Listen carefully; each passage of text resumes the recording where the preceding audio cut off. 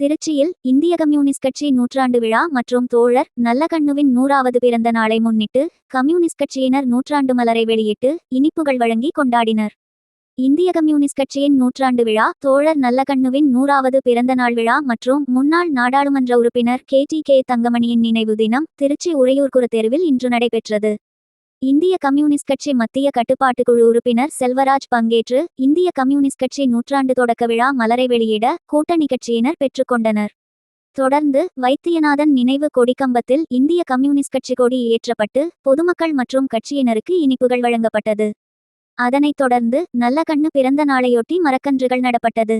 இதில் இந்திய கம்யூனிஸ்ட் கட்சியின் மாவட்ட செயலாளர் சிவா, மாமன்ற உறுப்பினர் சுரேஷ், இந்திய கம்யூனிஸ்ட் கட்சி மேற்கு பகுதி செயலாளர் சுரேஷ் முத்துசாமி, திமுக செயலாளர் ரவி, மார்க்சிஸ்ட் கட்சி சம்பத், மதிமுக செயலாளர் சேகர், மனிதநேய மக்கள் கட்சி இப்ராஹிம்சா உள்ளிட்ட கூட்டணி கட்சி நிர்வாகிகள், ஏஐடியுசி பொதுச் செயலாளர் நடராஜா, வார்டு செயலாளர் முருகானந்தம், மாதர் சம்மேளன தலைவர் ஆயிஷா, செயலாளர் சுமதி, இளைஞர் பெருமன்ற மாநகர் மாவட்ட ஒருங்கிணைப்பாளர் வழக்கறிஞர் செல்வகுமார், மேற்கு பகுதி தலைவர் பாட்ஷா, மாணவர் பெருமன்ற மாவட்ட ஒருங்கிணைப்பாளர் ஜெயலானி, ஒடுக்கப்பட்டோர் வாழ்வுரிமை இயக்கம் சூர்யா, சிந்தனை மையம் செயலாளர் பேராசிரியர் மணிமோகன், மேற்கு பகுதி பொருளாளர் ரவீந்திரன், முன்னாள் மாமன்ற உறுப்பினர் புஷ்பம், சீனிவாசன், சக்திவேல், மூர்த்தி, பொந்தனபால், ஆட்டோதுரைராஜ் உள்ளிட்ட இந்திய கம்யூனிஸ்ட் கட்சியினர் திரளாக கலந்து கொண்டிருந்தனர்.